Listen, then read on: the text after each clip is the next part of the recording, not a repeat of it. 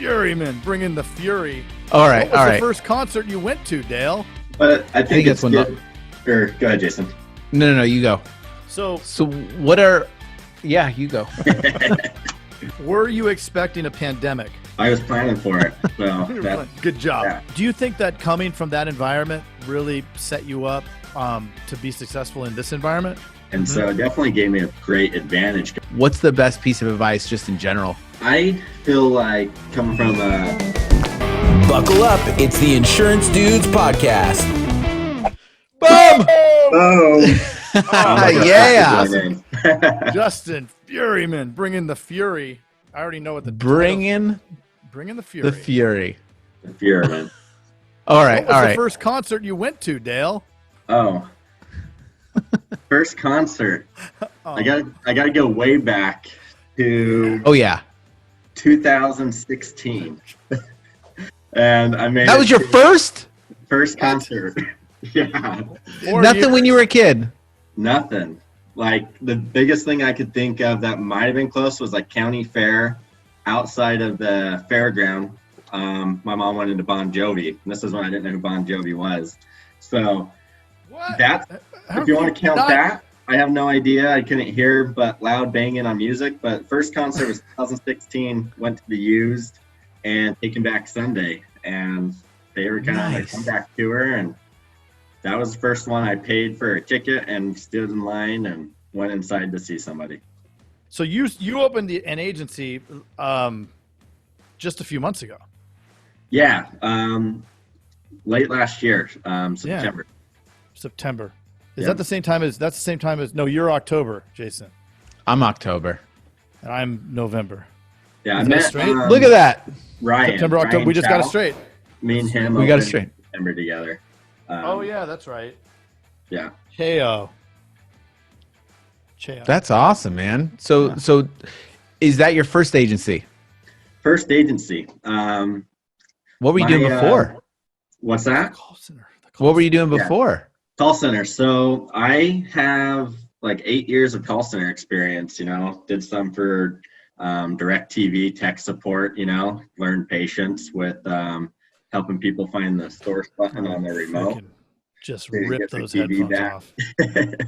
But a lot of years in call center. So 5 years of call center experience with an insurance company, and ended up working with some agents after that. And through 3 years of spending time working with agencies, I decided that, this is something I always thought I would do. That's why I took the job working with agency owners was, hey, might want to do this. I've had some pretty influential people in my life be insurance agents, like they're my baseball coaches through high school and college. And I'm just like, what are you doing that you're at all these practices and games, like, what do you do for work? And they're like, I'm in an insurance office, down the road. And I was like, well, that seems like a great gig, you don't have to go work. You just coach baseball all the time. That's awesome. So it was always something I thought about. I didn't know what that would be like though for me. And I was in the call center, it kind of bottlenecked for career-wise. So it was, hey, let's try working with some agencies, see what that looks like, and basically helped them train their staff. And from training staff, it was a few years of that. And I'm like, let's give this a go. This is a great move for me to have some freedom, hopefully in the future, and, put it on the line and see if it's what I want to be doing for the rest of my life. So we're in the mix of it right now, and we're doing pretty well, I would say. Were you expecting a pandemic? I was planning for it. So Good job. Yeah. Obviously, that's I where was we're at. bunkered. No, that's been the challenge, is just what can you not expect for? And, I would always tell people when I was working with agencies, like, you always be recruiting, you always got to plan, like you're a business owner and you got to protect your business. And one of those ways in our small business is through always recruiting and having 5 people that for the most part, you said, I have a job for you when I'm ready, and then that way it's not starting that process when you decide you need it. And much easier said than done, you guys all know it's easy to say that, but that's what I'm learning is my way of balancing everything and being able to execute it right now. Do you think that coming from that environment really set you up to be successful in this environment? It had, because there's always pros and cons and balances, and some people go way far on each side, and I had basically always done the call center, and then I worked and I saw what was present in good agencies, what was present in the non-performing agencies, and was able to kind of piece together the formula that I thought would work for me and my team. And so it definitely gave me a pretty great advantage compared to some people come in with no industry experience. I understood the insurance and the sales talk and the psychology that goes to every word that you're saying, how you say it, when you say it, and there's so many times like we get trained, and the training is never over. It starts and you get told this is how you do a quote, but that question about what has you shopping for insurance or whatever, how you say it and when you're placing it can yield two completely different results. And that's the piece that doesn't ever get trained by, I think, the education people, the people that are in sales, and it's not that they do a bad job, but if you're not in it every day, it's just so much harder. Like when I was out of it and doing more coaching, I was not as good at doing it. So it's being in it and being able to practice and repeat. What did you take from the call center world that you brought into this that really gave you a leg up on high performance sales? Standard process. I mean, you don't get to in a call center choose how to do your interaction. You're told this is how you authenticate. This is how you set expectations. This is how you go into XYZ of the quote.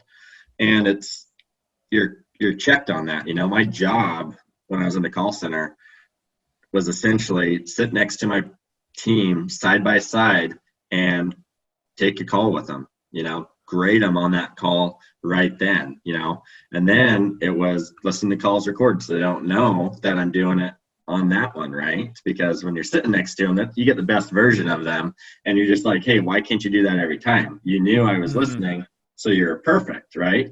You do that every time, you're going to get results that you probably never dreamed of doing. And that's the thing. Like there's a book that probably molded me more than anything else. One of my mentors and close friends gave it to me when I was in high school, called The Slight Edge by, I think it was Jeff Olson. And it's just like compounding, it's like you do one thing every day, you just don't realize the impact it has till you're so far down the path, and he kind of talks to it in some different ways. Like you eat a salad one day, Jason, and I eat a pizza. It doesn't make you healthy or me unhealthy, but what's that result 30 days or a year down the road of that same decision, right? And that's what we don't do over our calls as well as we think we do. And right, the groove, make the groove. Yeah.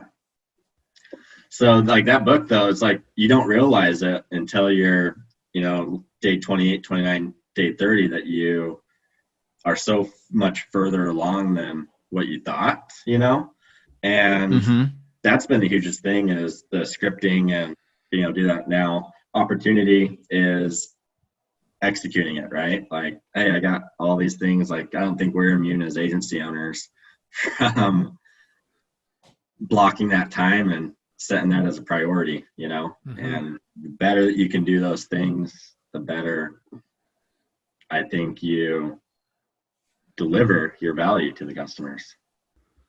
So what are, you go.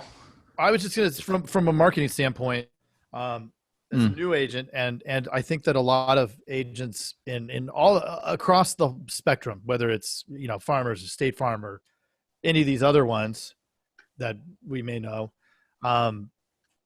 they come in and they're ill-equipped to really be successful because they don't know vendors, they don't know strategies, they don't know what works in their area geographically, and there's so many different ways to skin the cat.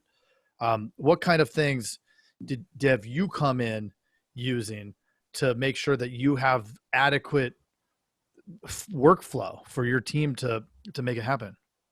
Yeah. Well, I'm like the easiest person to sell something to. You give me a deal or perceived deal and I'm all in on buying more of it. And so a lot of internet leads and anybody that's like, hey, we'll give you price match this. I'm like, cool, sign me up. Let me get some free money from it, because it doesn't grow on trees. And I just started off with pretty much like 5, 6, 7 different internet lead companies, just letting them all come in and tracking those results, which ones are working, which ones aren't. I know the average premium that I've written off of each one and the cost to acquire that per item. And I have some better item acquisition leads, but their premium's like $300 and something. And I have some that are maybe like $20 more cost per item, but their premium's $200-$300 more. So I don't need to go necessarily for the lowest item acquisition. I want the one that's, going to give that, how do you get paid? That's kind of the other thing is know how you get paid and know your roles. A good salesperson, I think, understands that, and they find a way to make that happen. We're in business, and if you go try to sell a bunch of commercial stuff early on in our work, you're kind of getting off the railroad tracks and whatnot. So try to keep it simple with just home and auto leads and measure what's working, what's not. And 6 months, 7 months, started to weed them out as I learned which ones are working best for us. What would you give somebody just overall that you've learned throughout your entire career with call center and with your agency? What's the best piece of advice just in general that you've gotten that's really just helped you mentally take yourself to the next level? I feel like coming from a background of playing sports and doing baseball at a couple levels, that I'm just competitive, and knowing the score, knowing your number, just super important, whether that's because you're trying to get to the data and the ROI, or you're trying to hit sales goals or operate your business. I think that is probably the thing that you need to dive into, is know exactly how you're going to get there. And then it's the process and execution.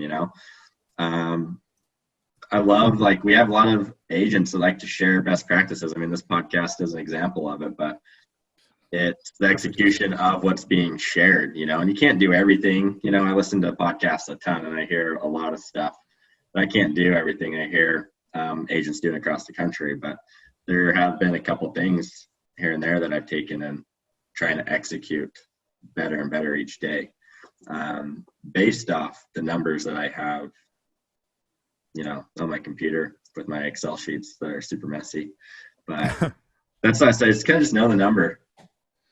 Know the number and then execute your plan, All right. Well, Justin, it has been awesome. It's been good to meet you over the months here too. Yes. and chat and it's a lot of fun. I'm glad that you're part of this, and obviously a really good insurance dude. Appreciate it. I appreciate you guys. This is first podcast I've ever done. I always thought hey, I could do a podcast. That'd be cool, not the top priority at the moment, but I love the information that's shared, and it's cool. I have a little bit of a commute to my office every morning. People are like, you going to move down there? I was like, nope, this is my podcast time. I like that. 20 there you go. Yep. I know, that's what I miss. I miss not driving. I drove today. I only come here on Wednesday to the studio. To the bunker. Studio, the bunker. The bunker. Yeah. Yep. I appreciate you guys and the invitation. It's been great. Cool. Yeah. Awesome. Well, thank you. Yeah, we'll check in with you down the road here, and yeah. Thank you. Thanks a lot. Thank you. All right. Yeah. Thanks, Justin. Bye.